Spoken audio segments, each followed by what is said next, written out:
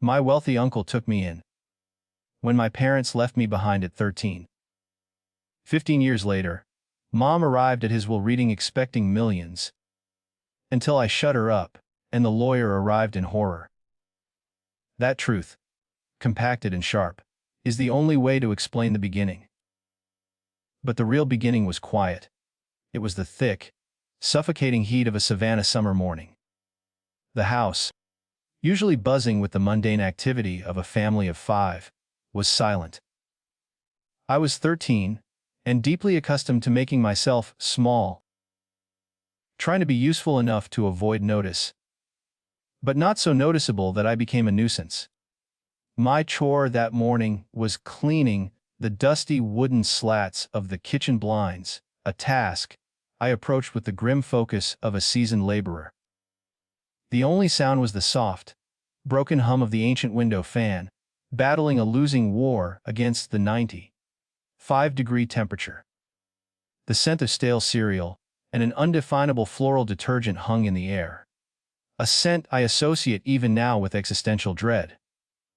I paused, realizing the air itself felt wrong. Too heavy, too still. I listened for the familiar sounds of their morning.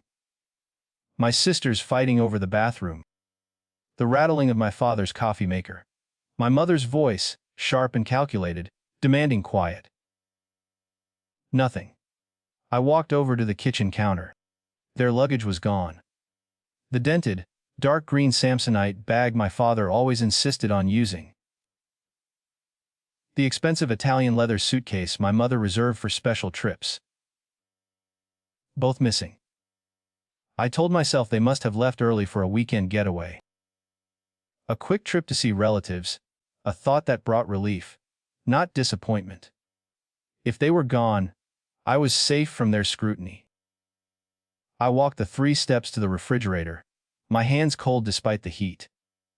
The metallic clip, the one shaped like a grinning plastic banana, that always held grocery lists and utility reminders, was holding a single, folded piece of paper.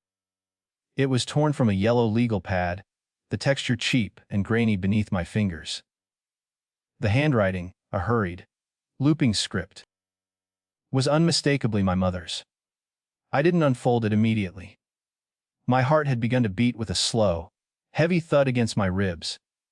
I read the words, hastily scribbled in blue ink, "Stay with a friend for a few days. Love you." No signature. No phone number.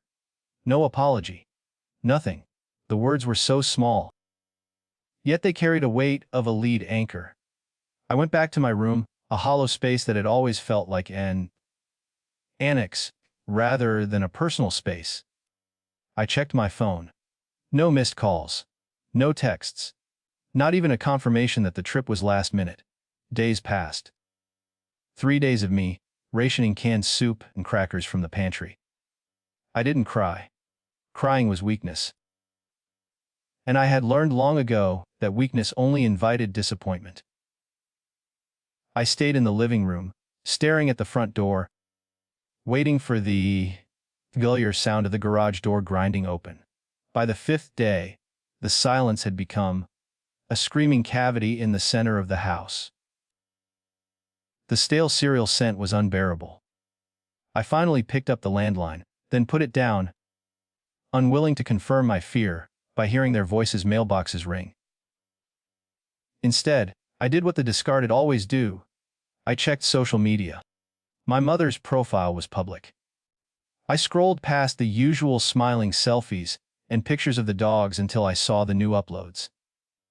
There they were, my mother and my 2 older sisters laughing, standing in front of a giant palm tree, sunglasses pushed onto their heads. The caption mentioned sun and beaches, Florida. Their smiles looked genuine, vibrant. There was no mention of me. No. Wish you were here. I felt the sickening pang of realizing I hadn't been forgotten, I had been replaced. In their perfect, sun-drenched narrative, I no longer existed. Then, the unexpected rupture, my own phone buzzed. An unknown number. A text, "You okay?" I stared at the words. the sudden intrusion of an outsider's awareness making me stiffen. Had someone noticed? Was someone watching? It only took me a second to type back, "Yeah, I'm fine." The reply never came. The next moment of reality came with the low rumble of a heavy engine, the deep, expensive purr of a car that did not belong on our street. I watched from the window as a black sedan, a Lincoln, tinted windows opaque, pulled to a stop. The driver's side window slid down with a quiet hydraulic sigh, revealing a man whose face I didn't recognize, but whose lineage felt familiar. Firm jaw, severe expression, Orion. His voice was measured, almost emotionless. "You're not walking anywhere tonight." It took me a full minute for the name to click. Gideon Hale. My mother's distant, wealthy uncle. The one who had cut himself off from the family years before. The shadow. He was not the type of family you expected to come for a rescue. Yet there he was, pulling up in his armored vehicle, offering me an escape I hadn't known how to ask for. "Get in. You're not staying here." He didn't wait for an answer. I grabbed the old backpack containing my journal and a few clothes. A part of me screamed to wait for my parents to return, with a weak explanation. But the larger part, the exhausted part, urged me toward the car. As I sat on the cold leather seats, gripping my backpack, I glanced out the window one last time. My childhood home, the backdrop of my abandonment, faded into the humid dusk. I couldn't help but wonder if I was leaving behind everything I had ever known, or everything I had desperately wanted to forget. The black Lincoln sedan was a silent, opulent bubble, slicing through the familiar streets of Savannah as the sun set behind us. I sat rigidly, gripping the straps of my backpack, the cold leather seats feeling foreign and uncomfortable beneath my worn denim shorts. Outside the window, my old life, the cramped bungalows and cracked sidewalks, seemed to recede into irrelevance. Gideon Hale drove with a severe focus, his hands steady on the wheel, his profile unyielding. He hadn't asked a single question about the note, the abandoned house, or my mother's betrayal. He hadn't offered comfort, either. He simply issued the command, "Get in." And now he was executing a task. I realized quickly that my rescue was not an act of tender family affection, but an act of decisive pragmatism. He wasn't saving a nephew. He was fixing a problem. The silence grew heavy, a pressure cooker of unasked questions. I dared to break it once. "Why?" I whispered. Gideon waited until he was turning onto the interstate before answering, his voice deep and devoid of warmth. "Sentiment is expensive, Orion. I deal in consequences.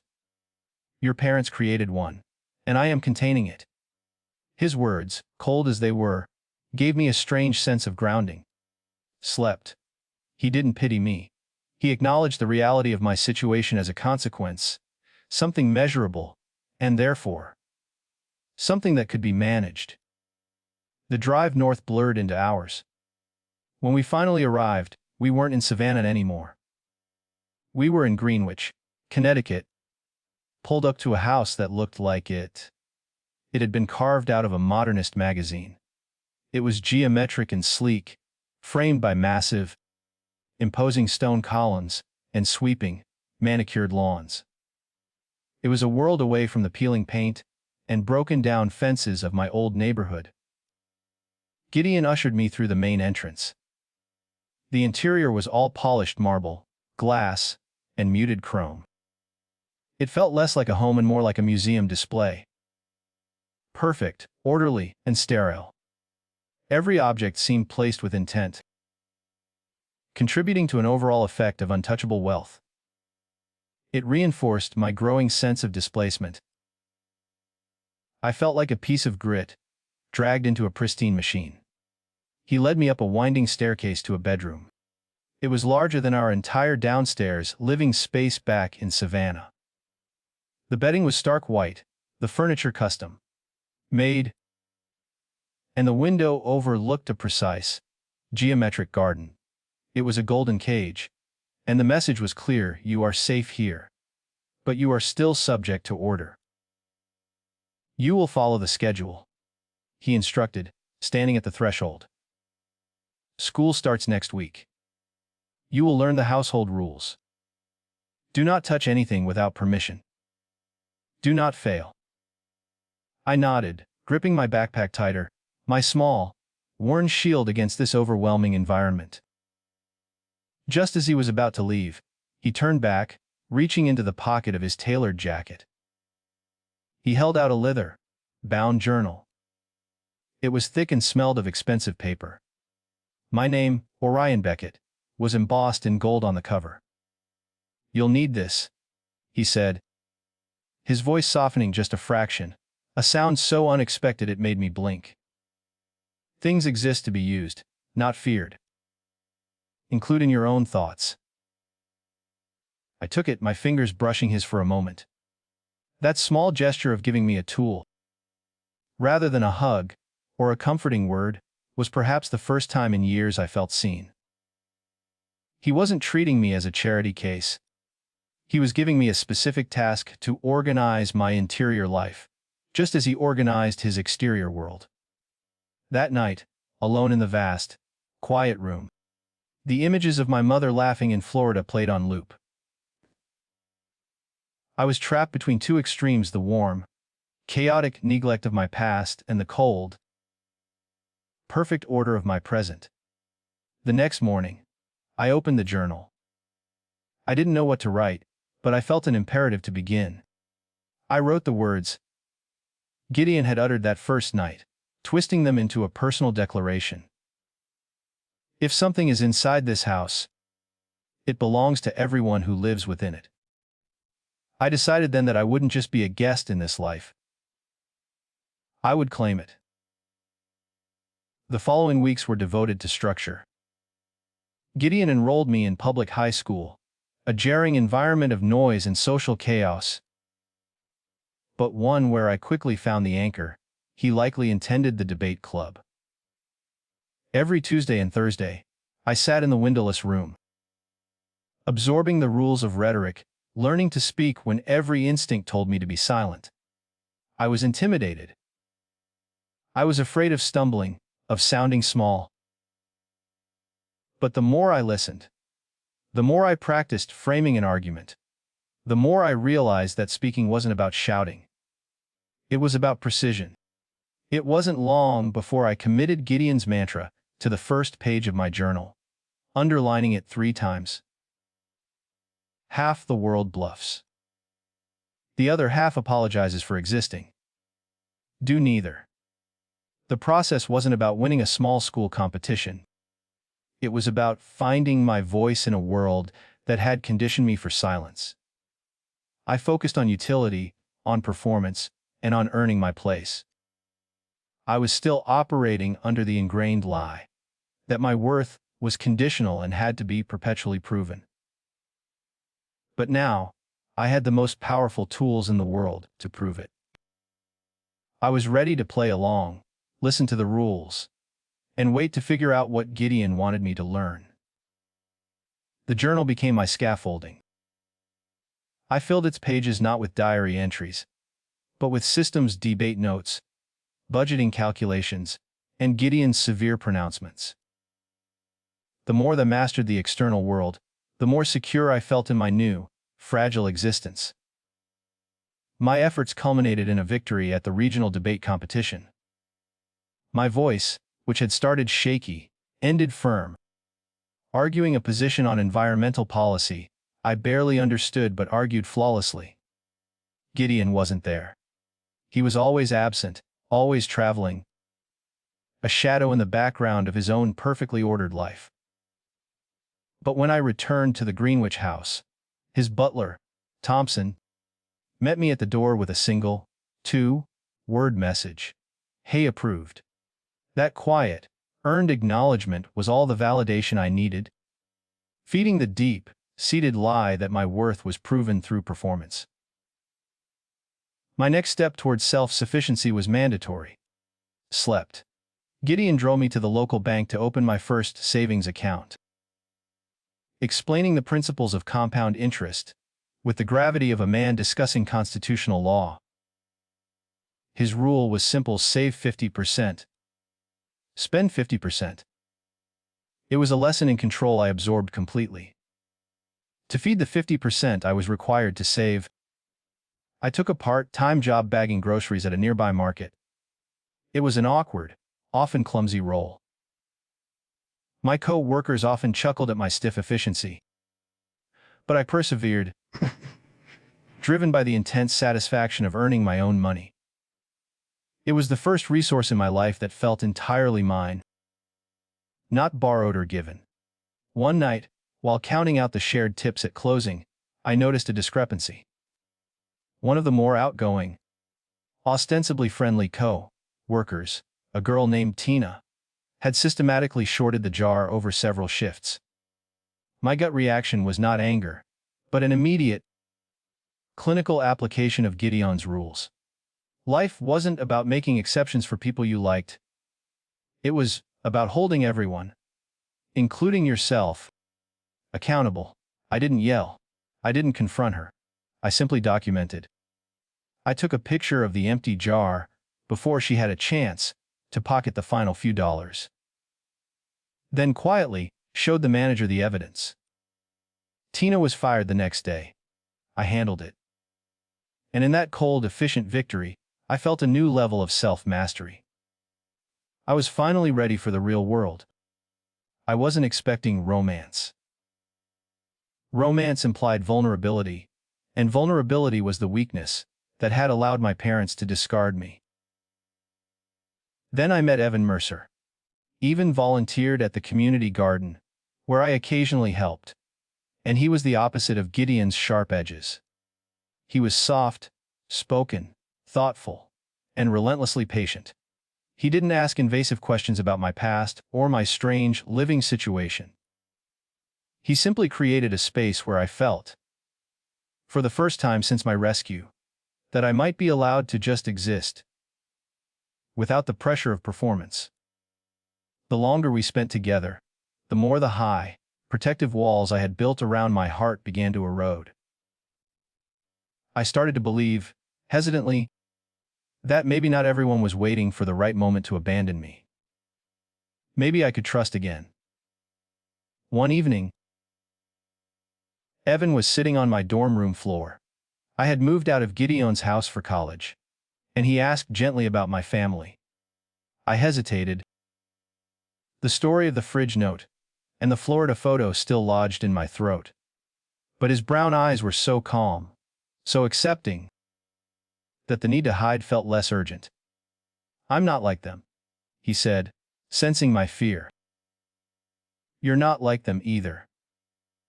But even as the words left his mouth, the truth of my history felt present. My past wasn't just a memory. It was a shadow. It was then, while reaching for a book, that Evan found a piece of my history I hadn't realized was visible. Tucked behind my lamp was an old, faded photograph. A rare picture of me, maybe 15 years old, standing next to Gideon. Both of us looking stiff and unsmiling. Evan picked it up. He stared at it for a long moment, the warmth suddenly draining from the room. "Who's this?" he asked, his voice careful, a subtle inflection of distance creeping in. "That's my uncle," I said, the words falling cold. Evan didn't respond immediately. But the change in his expression was immediate and profound. He had seen something in that picture. The wealth, the severity, the implication of the complicated, unexplained life I led, that made him retreat. I felt the sting of being seen, not just by him, but by myself as someone too complex, too damaged, to be simply loved. The walls I had spent years building had not only cracked, but the exposed vulnerability had immediately invited scrutiny. For the first time since meeting Gideon, I felt the terrifying fear of being abandoned again. Not for being useless, but for being too much. The next few days with Evan were strained. But before I could process the potential new loss, the outside world intervened again, forcing me to confront the darkness that Gideon had shielded me from. I knew the rest of the house slept. I was about to stop being a passive recipient of lessons and become an active investigator of my own betrayal. The emotional distance between Evan and me, ignited by the photograph, pulled me back to Gideon's house for the weekend. I plunged into work, desperate to prove my worth through action, rather than vulnerability. My task was organizing Gideon's secondary office, a small room adjacent to his primary study, filled with decades of forgotten papers. It was in a dusty box labeled Carver Misc that I found the first physical evidence of the lie. Tucked between two heavily bound legal folders was a contract, yellowed and stiff. It was a business agreement between Gideon Hale and Carver Industries, my father's defunct manufacturing company. The deal had gone south years ago, ending in what looked like a complicated, bitter legal standoff over a failed $3 million transaction. My heart began to knock against my ribs. This wasn't just a family feud. This was business. My abandonment was suddenly gaining context beyond simple emotional neglect. I brought the document directly to Gideon. He was sitting behind his mahogany desk, reviewing financial statements, his expression unreadable. I laid the contract on the dark wood. "What is this about?" I asked, my voice steady, though my hands were shaking slightly. He glanced at the paper, then back to his screen. He didn't look surprised, only annoyed that the secret had surfaced prematurely. "Some promises are expensive, Orion," he muttered, his eyes refusing to meet mine. "It was a deal with your father. It went wrong." "Wrong how? Did it involve the family? Was it why they left?" I pressed. Gideon sighed, a sound of immense fatigue. "It was collateral damage, boy. Stay focused on your classes. The past is not your problem." His evasion confirmed everything. I realized Gideon hadn't simply saved me out of pure goodness. He had dragged me out of a financial and legal fallout that somehow involved him. He was protecting me, yes, but he was also hiding the true scope of my family's wickedness. That night, the quiet of the estate felt menacing. My phone buzzed again. An unfamiliar number. This time, the voice was a woman's, calm and sharp, speaking with an uncomfortable familiarity. "Are you Orion Beckett?" she asked. "Yes. I'm Meredith Carver, a relative of your mother's. I need to speak to you about something important." "Something Gideon never told you." My spine went rigid. I knew the name Carver. It was the industry, the company, the reason for the contract. "They call him a pragmatist," she continued, her voice dropping conspiratorially. "He saved you from your parents, but he didn't save you from everything. They used you, all of you, as leverage in that deal."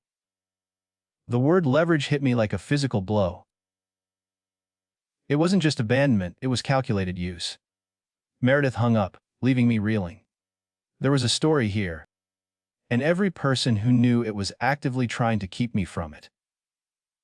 I retreated to my dorm room and opened the leather-bound journal. I flipped past the notes on accountability and finance, past Gideon's rules, needing the comfort of the ordered system I had created. Tucked into the very back cover, where I had placed no entries, was a single, fragile photocopy. It was an email exchange between my mother and father. Gideon had placed it there, knowing I would find it eventually, or perhaps hoping I would not. The words were blurred by poor photocopying, but the meaning was terrifyingly clear. "If we don't follow through, we'll lose everything." And then, the phrase that shattered the last remnant of my childhood belief. "The boy is the key." My mother had used me as a pawn in their twisted game. I swallowed hard, the bitterness rising in my throat. My parents hadn't just abandoned me when I stopped being useful. They had used my identity, my existence, as a negotiable piece of their financial ruin. The ingrained lie that my value was conditional was violently proven true. But the reaction this time wasn't paralyzing fear. It was cold, hard fury. I closed the journal with a snap. I wrote my first truly emotional entry. My hand shaking slightly, I won't stay quiet anymore. I will not be their secret. I will find out the truth. And I will make sure they can never erase me again. The passive pursuit of competence was over. The investigation had begun. I was ready to challenge the protector and face the betrayers. The truth I had uncovered: that I was a pawn in a corporate scheme, not just a rejected son, made the world feel sharp and dangerous. And the threats were converging, not just from the past, but from the present. The changes in Evan were the first signal. He avoided my gaze. His text messages grew brief, transactional. The distance that began with the photo of Gideon had become a chasm. I tried to ignore it, telling myself that loss was inevitable, that I needed no one. But the fear of being abandoned by the one person who had offered genuine connection was acute. When I finally confronted him at my dorm, the truth of his coldness spilled out. "I met your mom," he said, his voice low, heavy with regret. "She came to the school looking for you." I froze, the air leaving my lungs. My mother, Meredith Carver, had never once looked for me in 15 years. But the moment millions of dollars and a legal battle were potentially involved, she appeared. "She said you were being taken advantage of." Evan continued, his eyes meeting mine, conflicted. "That your uncle was using you to get back at the family. She made it sound like I was protecting you by staying away." The words stung with a brutal efficiency. I didn't know, if I was more hurt, that Evan had believed her manipulation, or that my mother had stooped so low as to poison the one fragile relationship I had built. She had abandoned me physically at 13, and now she was trying to abandon me emotionally at 28. "I don't believe her," Evan said quietly, sensing my withdrawal. "But it's hard not to wonder what's really going on." The distance between us grew absolute. My mother's tactic had succeeded. I had lost him, fulfilling my greatest fear. Meanwhile, Gideon's health, which I had tried to ignore, became impossible to deny. The signs started small. A hand shaking while holding a water glass, the sudden, strange shortness of breath after climbing the stairs to his library. I attributed it to stress from the ongoing, unspoken legal battle with the Carvers. But then I watched him forget the name of Thompson, the butler who had served him for 2 decades. The loss was swift and alarming. I tried to confront him in his study, sitting across the polished mahogany table. "You need to see a doctor, Gideon. You're forgetting things." He waved me off with a forced, brittle smile. "Just overwhelmed, Orion. The market is volatile." He avoided my eyes, but I saw the cracks in his usual impenetrable facade. The more I stayed in the house, the more I realized that the perfection I admired was a high-maintenance lie. Everything was controlled, and I was just another critical asset in his meticulously ordered life. One afternoon, while searching through a file cabinet for an unrelated deed, I found a folder marked in thick, urgent red ink. Succession plan. Inside was a single document bearing my full name, Orion Beckett. The realization hit me with sudden, terrifying clarity. I was not just a protected nephew, I was the primary component of his future planning. Why? What did he intend for me to inherit, and what was the cost? The lie, my conditional value, was magnified. He had chosen me, yes. But for what specific, expensive purpose? That night, back in my dorm room, the phone rang. It was the same unfamiliar man's voice from the corporate side. Deep, commanding, and chillingly anonymous. "I'm calling on behalf of Carver Industries," the man said. "You need to stop digging into the past. It's not good for anyone involved. For what it's worth, Gideon tried to protect you, but that may not last much longer." My stomach nodded. Gideon tried to protect me. The warning was not abstract. It was personal and immediate. Who was this man, and what was he warning me about? I called Gideon repeatedly, but there was no answer. Just as panic began to set in, my phone buzzed with a text.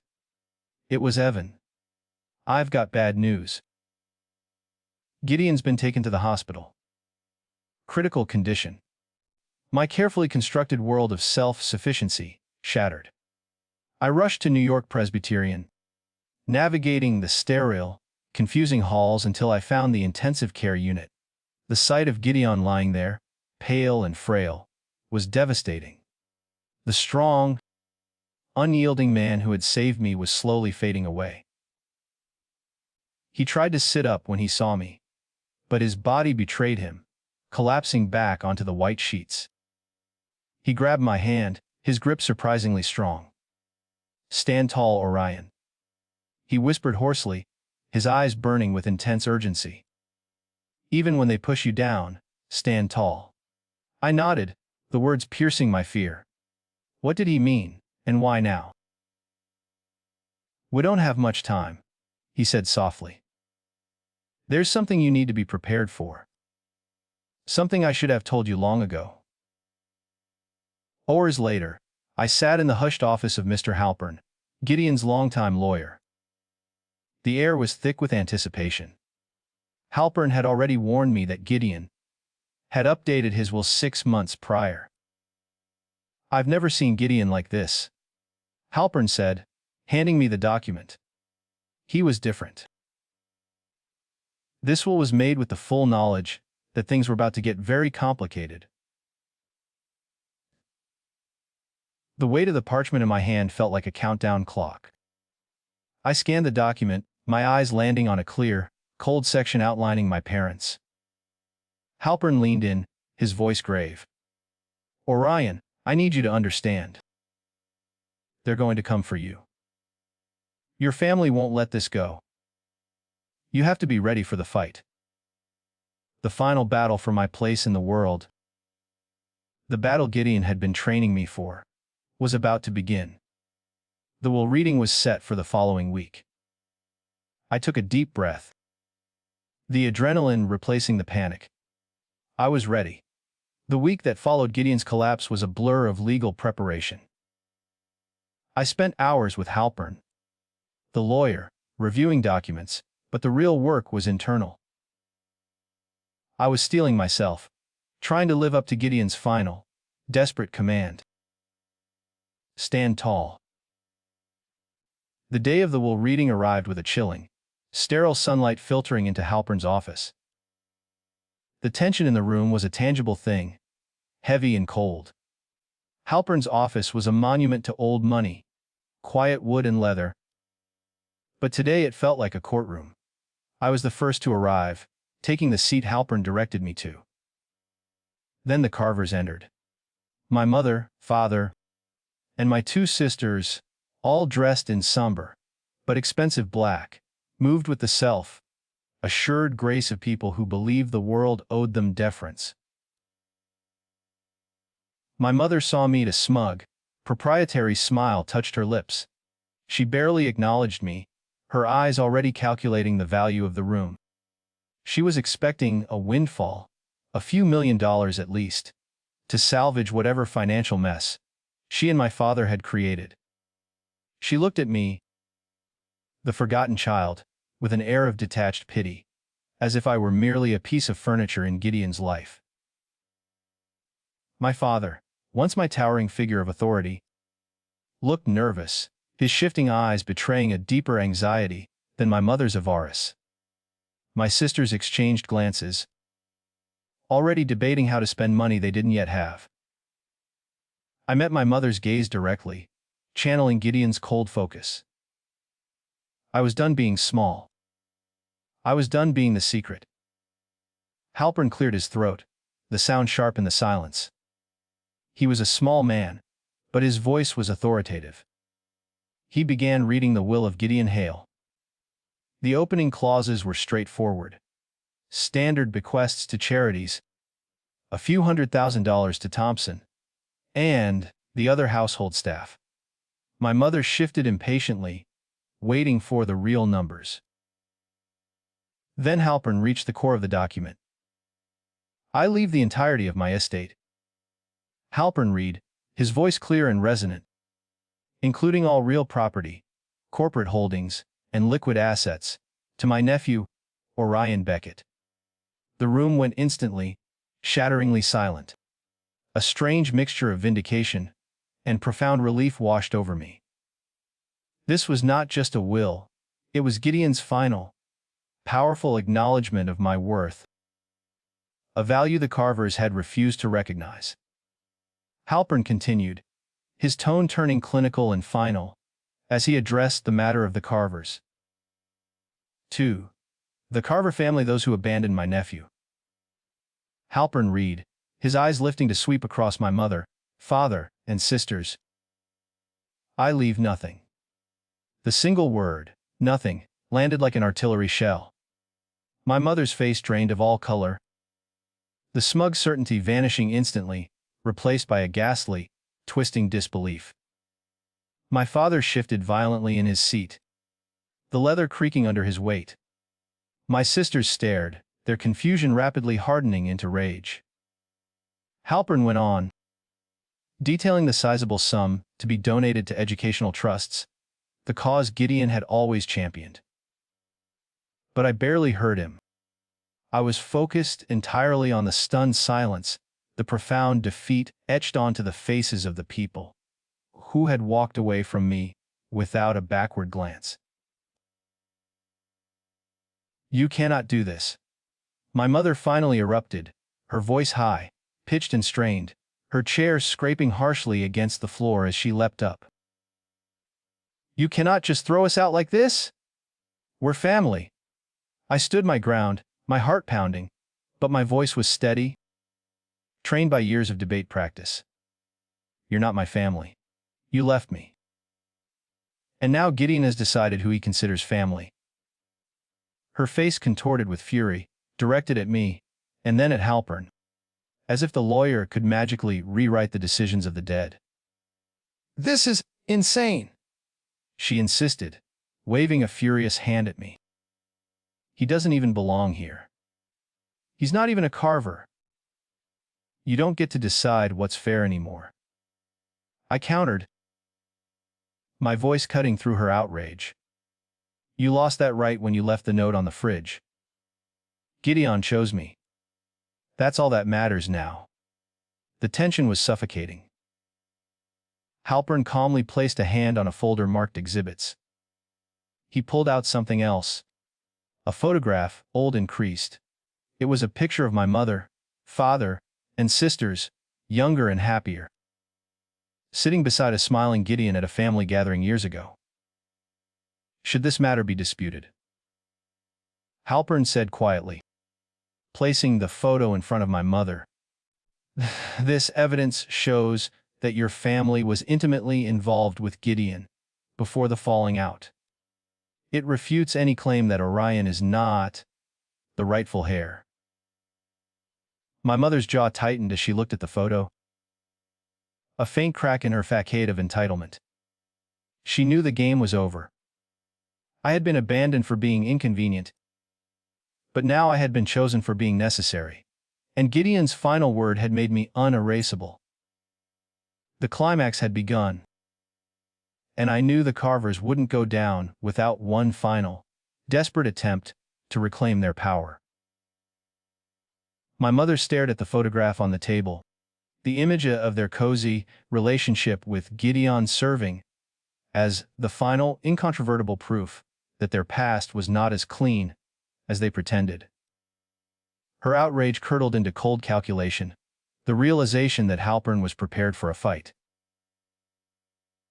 "This is an attack on the family name," she hissed, her voice low and venomous now, devoid of its previous theatrical strain. "Orion, you are still a minor part of the Carver history. You owe us your cooperation in this matter." She was attempting to pivot, shifting from demanding millions to demanding loyalty, appealing to the very concept of family she had destroyed. My own anger, long suppressed by Gideon's lessons on accountability, finally broke through. I stood fully, leaning over the table toward her. "You don't get to talk about debt or family anymore," I said, my voice dangerously steady, cutting through the heavy air. "You abandoned me. You used my name as a key to your financial scheme. I owe you nothing." The silence that followed was suffocating. My father, slumped in his chair, finally looked up, his face etched with shame. My sisters stared at the table, refusing to acknowledge the truth hanging between us. I had spoken the unspeakable, naming the betrayal directly. Halpern smoothly intervened, calming the room and resuming the legal explanation of the trusts and execution of the will. I barely listened, the heat of the confrontation still radiating from me.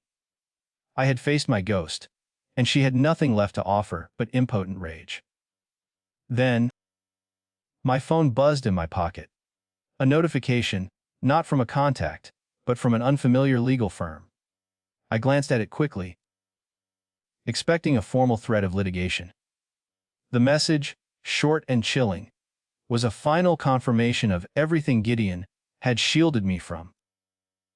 It was a formal notification about an impending investigation into Carver Industries for financial fraud. The most crucial line was brief, involving the misuse of corporate and personal identity accounts.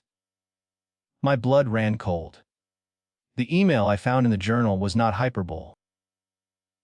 My parents hadn't just used me as leverage, they had involved me, the child, in their criminal enterprise. They had used my clean identity to open accounts, concealing their assets or inflating their corporate value. I was not just a victim of abandonment. I was a shield, a pawn, and potentially a co-conspirator they had carelessly left in the open. I looked at my mother, who was still trying to argue with Halpern about the fairness of Gideon's decision. My fury evaporated, replaced by a cold, hard disgust. She wasn't just greedy, she was toxic, willing to endanger her own children for wealth. I interrupted Halpern, who paused mid-sentence, surprised by the abruptness of my voice. "Mr. Halpern," I said, looking not at him, but at the faces of my parents across the table. I gave him one final, long look of recognition. "Thank you for showing me the truth. I am done with them. Execute the will as written." I didn't wait for a response. I didn't wait for the final signatures or the angry screams. I picked up my coat and walked out of the office, leaving the Carvers behind to argue over a fortune that was now mine, while the very foundation of their freedom was collapsing around them. I walked down the steps of the building and into the cool, late afternoon air of Manhattan. The battle for the inheritance was won, but the victory felt heavy.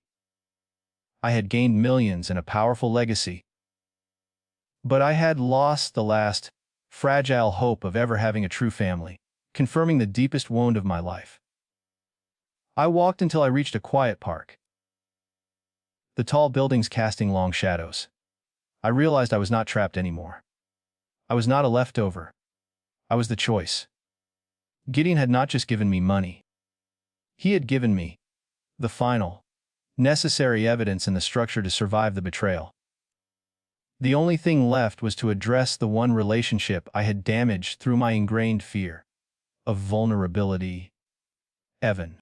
I couldn't rebuild a life built on Gideon's principles of honesty and accountability while hiding the deepest truth from the one person I cared for. The inheritance was settled, but the healing had yet to begin. I needed to learn to trust my own inherent worth, independent of any external approval or wealth. I needed to learn the truth. The days following the will reading were an odd blend of legal chaos and profound inner quiet. Halpern dealt with the Carver's inevitable, litigious threats, but the psychological battle was over. I had faced them, spoken the final, necessary truth, and walked away. They were now merely a consequence to be managed, no longer a haunting presence. My only remaining task was Gideon. I spent my time in his study, sitting in the stillness, not working, but simply absorbing the atmosphere of competence and intent.